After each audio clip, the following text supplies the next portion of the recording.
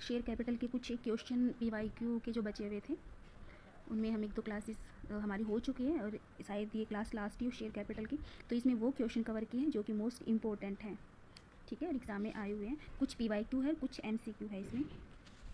तो first question है हमारा, और आज हमने जो ये PDF ली है ये वाले हिंदी और इंग्लिश दोनों में है। तो ये क्या है, व्हाट इज शेयर कैपिटल, यानी कि हमारा क्या है, शेयर कैपिटल क्या होता है। तो शेयर पूंजी क्या हिंदी में, तो loan taken by the company, company द्वारा लिया गया ऋण। Amount invested bye share holder in A company, यानी कि कंपनी में शेयर धारकों द्वारा निवेश की गई राशि। Total revenue of the company, यानी कि कंपनी की कुल आय। कंपनीज प्रॉफिट, कंपनी का लाभ क्या है। तो इसमें से ये पूछा शेयर कैपिटल क्या होगी। तो शेयर कैपिटल क्या होते हैं, शेयर होल्डर द्वारा जो कंपनी में इन्वेस्ट की जाती है पूंजी, उसको हम क्या बोलते हैं, यानी कि बी ऑप्शन हमारा सही रहेगा, शेयर कैपिटल बोलते हैं। फिर सेकंड क्वेश्चन आता है इसका, व्हाट इज़ अथोराइज्ड कैपिटल, यानी कि अधिकृत पूंजी क्या होती है। ए है capital approved by the government, approved by the government. Maximum capital a company can issue as a per its memorandum, यानी कि मेमोरेंडम के अनुसार जारी की जा सकने वाली अधिकतम पूंजी। निवेशकों से प्राप्त पूंजी, यानी capital received from investors. Capital used for marketing, विपणन के लिए प्रयुक्त पूंजी। इसमें से ये पूछा है कि अधिकृत पूंजी क्या होती है। तो इसका ऑप्शन हमारे पास सही रहेगा, बी ऑप्शन इसका सही रहेगा, क्योंकि मैक्सिमम कैपिटल जो अथोराइज्ड कर दी गई है, ठीक है, और ये मेमोरेंडम में लिखी होती है कि इतनी कैपिटल तुम्हारी मैक्सिमम है जो इशू कर सकते हैं इसमें। और फर्स्ट वाले में थोड़ा सा कन्फ्यूजन था, लेकिन ध्यान रखना कैपिटल अप्रूव्ड बाय गवर्नमेंट, ये गवर्नमेंट अप्रूव नहीं करती, ठीक है। तो यहाँ पे हम जब रजिस्ट्रेशन करवाने जाते हैं तो वहाँ मेमोरेंडम में मैक्सिमम कैपिटल लिख दी जाती है कि भाई तुम कितनी इशू कर सकते हो, तो बी ऑप्शन इसका सही रहेगा। फिर आता है third question, issued capital refer to, यानी कि इशू कैपिटल कौन सी होती है, इशूड कैपिटल हमारी कौन सी होती है। तो capital offer to the public for subscription, यानी कि सार्वजनिक सदस्यता के लिए दी गई पूंजी। Capital used in business, business में प्रयोग की जाने वाली जो पूंजी है वो।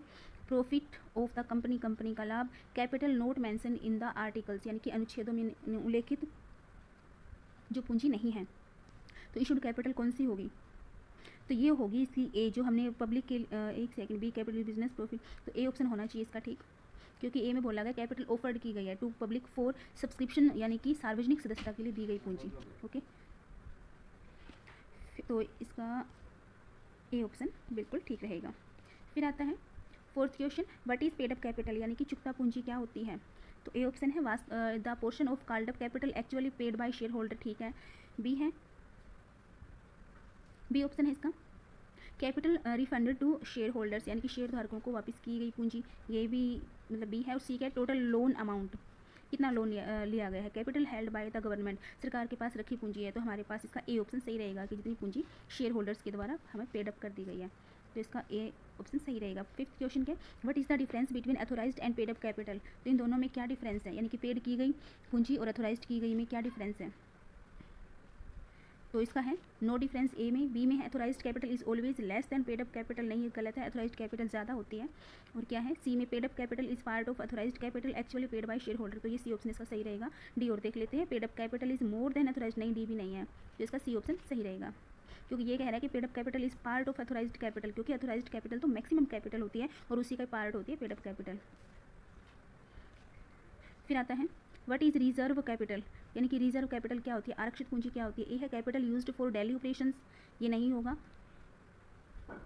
बी है part of uncalled capital reserve for winding up. C है capital invested in mutual funds, profit earn by company, ठीक है, तो प्रॉफिट है। Capital invested in mutual fund, part of uncalled capital, कुछ ऐसा आए ना, तो वो होती है हमारी क्या, रिजर्व कैपिटल, तो इसका बी ऑप्शन सही रहेगा, जो कि कंपनी समाप्त होती है तभी मंगवाई जाती है, पहले नहीं मंगवाई जाती। तो इसका सेवंथ क्वेश्चन है, which of the following type of shares carry voting rights, यानी कि किसको निम्नलिखित में से किन शेयरों में मतदान करने का अधिकार होता है। Preference shares, equity shares, debentures, D है बोनस शेयर्स। तो यहाँ पे इक्विटी शेयर्स है ना, जो कि कंपनी के ओनर्स होते हैं, इन्हीं को अधिकार होता है क्या करने का, वोटिंग करने का। फिर है eighth question, what is the face value of a share, share का फेस वैल्यू अंकित मूल्य क्या होता है।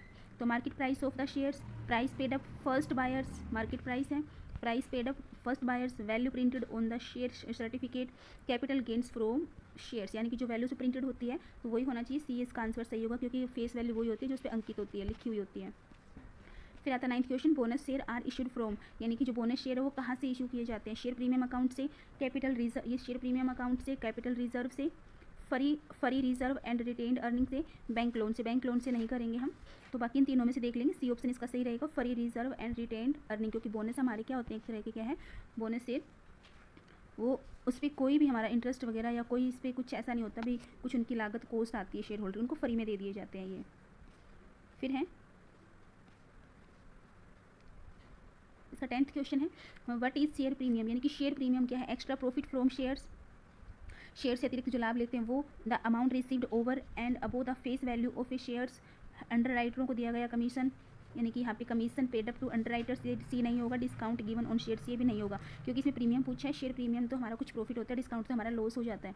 Extra profit from shares A हो सकता है, the amount received over above the face value, B इसका ज़्यादा चांसेस लग रहा होने का, तो बी इसका आंसर सही है, फेस वैल्यू से ज़्यादा रुपये हमें मिलते हैं तो वो हमारा प्रीमियम होता है।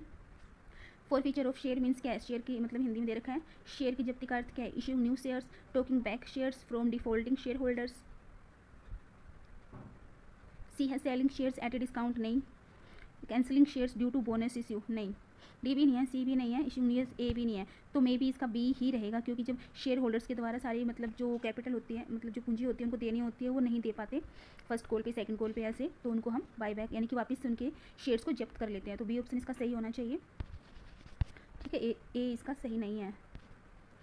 फिर है 12th question, sweat equity share, यानी कि sweat equity shares are issue to, sweat equity shares किन को जारी किए जाते हैं, जनरल पब्लिक को, गवर्नमेंट को, एम्प्लॉइज और director for their services creditors, तो यहाँ पे बी ये सी ऑप्शन इसका सही होना चाहिए, सी में क्या है, एम्प्लॉइज और डायरेक्टर फॉर देयर सर्विसेज। ठीक है, तो एम्प्लॉइज़ को, डायरेक्टर को जो ये सर्विस दी जाती है तो वो होता है हमारी sweat equity shares. What is the minimum subscription in a public issue, what is the minimum subscription in a public issue, सार्वजनिक निर्गम में न्यूनतम सदस्यता क्या होती है, तो यहाँ पे 75% इशूड कैपिटल नहीं होता, 90% ऑफ इशूड कैपिटल ये है, 100% इशूड ये भी नहीं है, 50% ये भी नहीं है, तो इसका बी ऑप्शन सही रहेगा। ठीक है, 14th में क्या है, calls in arrear means, calls in arrear का अर्थ है कि जो हमें कॉल्स की अमाउंट एडवांस में मिल जाती है, तो advance payment of share amount, ठीक है, अनपेड अमाउंट तो ये भी तो नहीं होगा, और प्रॉफिट ऑन रीसेल नहीं है, पेमेंट फॉर बोनस ये भी नहीं है, तो इसका ए ऑप्शन सही रहेगा। एक सेकंड, बी में कुछ है, कॉल के बाद बकाया शेयर राशि, एक सेकंड, कॉल्स, अच्छा एरियर सॉरी, यहाँ एडवांस नहीं लिखा हुआ, एरियर लिखा हुआ है, एरियर का मतलब ये होता है कि कॉल्स की जो अमाउंट है वो अभी रिसीव नहीं, कुछ रहती है, ठीक है, ये मैंने एडवांस भी कर दिया, सॉरी, तो यहाँ पे इसका ऑप्शन सही रहेगा, बी ऑप्शन सही रहेगा, क्योंकि अभी तक डी नहीं है ना, एरियर है, फिर एडवांस होता तो हम ए कर देते हैं। ठीक है, तो बी ऑप्शन इसका सही रहेगा। 15 में which of the following can be forfeited, निम्नलिखित में से किसे जब्त किया जा सकता है, फुली पेड अप शेयर्स को, प्रीफरेंस शेयर्स को, partially paid up share with default debentures, तो सी ऑप्शन इसका सही रहेगा, क्योंकि फुली पेड अप कर दिया उसको हम जब्त करने की जरूरत ही नहीं है, प्रीफरेंस शेयर में ऐसा कुछ होता ही नहीं है, डिबेंचर्स में नहीं है ऐसा कुछ, लेकिन सी हमारा क्या रहेगा, partially paid up shares with default. 16 question है, right share are issue to, right share किसे जारी किए जाते हैं, डिबेंचर होल्डर को, preference share holders only, existing equity share holders को, जनरल पब्लिक को, तो यहाँ पे हमारे पास ऑप्शन सी सही रहेगा कि जो राइट शेयर्स होते हैं ना वो हमें मिलते हैं, ये हम इशू करते हैं, यानी कि कंपनी इशू करती है एग्जिस्टिंग इक्विटी शेयर होल्डर्स को। इन दोनों में डाउट रहता है बच्चों को, लेकिन ये हमें डाउट नहीं रखना, क्योंकि यहाँ पे एग्जिस्टिंग इक्विटी शेयर होल्डर्स होता है, उन्हीं को अधिकार होता है, ठीक है, राइट शेयर प्राप्त करने का, तो ये थोड़ा सा कन्फ्यूज है, तो ध्यान कर लेना, ये इंपॉर्टेंट भी है।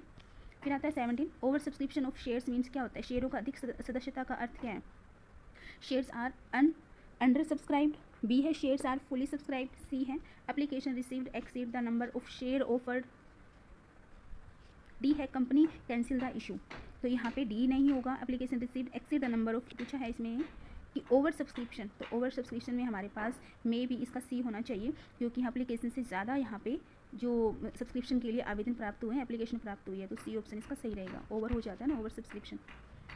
18th क्वेश्चन में क्या है, share capital is show under which head in balance sheet, share capital balance sheet के किस हेड के अंदर दिखाई जाती है, तो non current liability, share holders fund, reserve and surplus, तो ये हमारा रहेगा सी ऑप्शन सही रहेगा, शेयर होल्डर्स फंड के अंडर में हम क्या दिखाते हैं, शेयर होल्डर फंड्स के अंदर हम शेयर कैपिटल को दिखाते हैं। ठीक है, फिर है 19th, which type of capital can be increased by altering the memorandum of association, किस प्रकार की पूंजी को मेमोरेंडम ऑफ एसोसिएशन में परिवर्तन करके बढ़ाया जाता है, एल्टरिंग, ठीक है, करके बढ़ाया जाता है, तो paid up capital, subscribed capital, authorised capital, issued capital, तो यहाँ पे हमारा सी ऑप्शन सही रहेगा, अथोराइज्ड कैपिटल को हम क्या करके दिखा सकते हैं, थोड़ा चेंज करके दिखा सकते हैं, परिवर्तन करके दिखाया जा सकता है, क्या पता हमें और बढ़ानी हो तो हम वहाँ से रजिस्ट्रेशन के टाइम उसको परमिशन ले लेते हैं वहाँ से, तो वहाँ हम अथोराइज्ड कैपिटल को बढ़ा सकते हैं। 20 question, what is capital redemption reserve, CRR क्या होता है, और ये CRR की फुल फॉर्म वैसे भी पूछी जाती है, कैपिटल रिडम्पशन रिजर्व। तो क्या है, reserve created from profit for future investment, भविष्य के निवेश के लिए लाभ से बनाया गया रिजर्व, ठीक है। और ये क्या है, reserve created when preference share are redeemed out of the profit.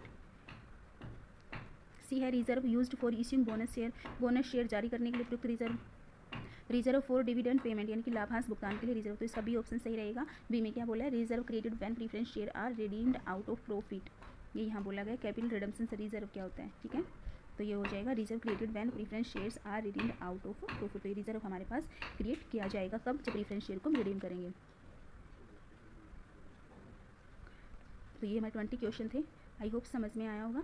तो ये हिंदी और इंग्लिश आज मिक्स किए हुए हैं ताकि समझ में आ जाए अच्छे से। So thanks.